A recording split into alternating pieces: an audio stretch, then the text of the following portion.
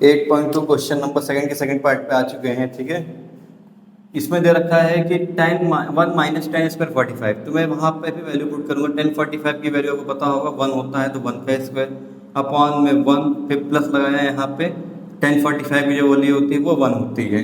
तो 1 अब यहाँ पर आप सॉल्व करोगे, आप देखोगे तो 1 माइनस 1 ऊपर क्या हो जाएगा, 0 आ जाएगा, और यहाँ 1 प्लस 1 2 हो जाएगा। तो 0 अपॉन 2 किसी भी जीवन 0 का अपॉन में कोई भी नंबर हो तो आंसर आपका फाइनल आंसर क्या आ जाएगा, 0 आ जाएगा।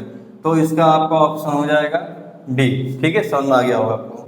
दे रखा है साइन 2 इक्वल टू 2 साइन है। अगर कह रहा है तो ये आपस में इक्वल हो, वो बोल रखा है ये आपस में इक्वल है, तो एक की वैल्यू क्या होगी। हम क्या करेंगे, हर बार वैल्यू को पुट करके देखेंगे, जिससे कि मैं अगर यहाँ पे वैल्यू को पुट करूँ साइन ऑप्शन ए को देखो यहाँ पुट करूँ साइन 2 और ए की जगह पे रख दूँ 0, मल्टीप्लाई में 0 रख दिया, इक्वल टू यहाँ लगाया 2 साइन ए की जगह रख दिया 0 डिग्री, मतलब अब 2 इंटू 0 क्या हो जाएगा, साइन 0 डिग्री हो जाएगा। ठीक है, इक्वल टू यहाँ पे क्या होगा 2 साइन 0 डिग्री। ठीक है, और आपको पता हो साइन 0 की वैल्यू जो होती है वो होती है 0, तो यहाँ रखा 0, इक्वल टू यहाँ लगाया 2 और इसकी वैल्यू क्या हो जाएगी, साइन 0 की वैल्यू 0, तो ये हो गया 2 0 और ये 2 मल्टीप्लाई बाय 0 तो 0। ठीक है, तो यहाँ पे आपका स्टेटमेंट ए के लिए ऑफ सही हो रहा है। मैं बी को भी करके दिखा देता हूँ ताकि कंफ्यूजन ना हो। ठीक है, बी को मैं अगर मान से रखता है यहाँ पे, मैं यहाँ रखता साइन 2 और ए की जगह पे मैं रखता 30, तो मैं यहाँ रखता 30 डिग्री था ए की जगह पे, इक्वल टू यहाँ रखता 2 साइन 30। अब यहाँ पे ये मल्टीप्लाई होके ये एंगल बन जाएगा साइन 60 का बन जाएगा, और यहाँ पे आया 2 साइन 30 आया। ठीक है, अब साइन 30 की जो वैल्यू होती है वो होती है √3/2, इक्वल टू लगाया, यहाँ रखा 2, और यहाँ पे cos 30 की जो वैल्यू होती है वो होती है 1/2। इसको डिवाइड करेंगे तो यहाँ पे आंसर आपका आएगा 1 और यहाँ पे आएगा √3/2 जो नॉट इक्वल है। ठीक है, तो इसीलिए ऑप्शन ए यहाँ पे सही हो जाएगा। और आप चेक कर सकते हो इस तरह सारी वैल्यू को रखे।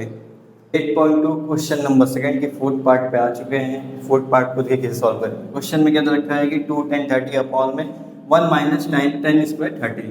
तो मैं यहाँ वही रखूंगा 10 30 की वैल्यू आपको पता होगी 1/√3 होती है, मैंने यहाँ रख दिया, अपॉन में 1 माइनस 1/√3 और उस पर लगा हुआ है स्क्वायर, लगा दिया स्क्वायर। इसको सॉल्व करेंगे तो ये मल्टीप्लाई होके आएगा 2 और अपॉन में √3। ठीक है, और यहाँ पे 1 माइनस 1 का स्क्वायर 1 और √3 का स्क्वायर 3 हो जाएगा। ठीक है, इसका अपॉन कुछ नहीं है तो 1। अब इसको सॉल्व करेंगे तो यहाँ पे होगा 2/√3। ठीक है, मैं यही सॉल्व कर दे रहा हूँ, आगे सॉल्व कर दे रहा हूँ। यहाँ पे आएगा 2 अपॉन में √3, उसके अपॉन में ये इससे मल्टीप्लाई जाएगा तो 3, ये इनसे मल्टीप्लाई तो -1 और ये आपस में मल्टीप्लाई होकर 3, ये वाला पार्ट इससे मल्टीप्लाई, ये वाला पार्ट इससे मल्टीप्लाई, तो 2 इंटू 3 हो जाएगा आपका 6, और यहाँ पे बचेगा 2 और अब क्या आएगा 2 अपॉन में √3। 2 से डिवाइड करेंगे ऊपर आएगा 3, नीचे डिवाइड करेंगे यहाँ पे आएगा 1।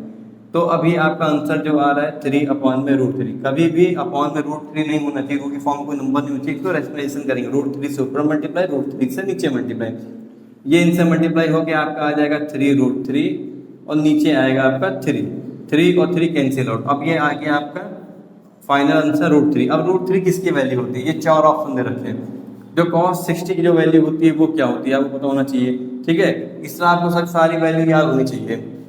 60 की जो वैल्यू होती है वो होती है 1/2, इसकी जो वैल्यू होती है वो होती है √3/2, इनकी जो वैल्यू होती है वो होती है √3, और जो इनकी वैल्यू होती है वो 1/2। ठीक है, तो ये सारी वैल्यूज होती हैं।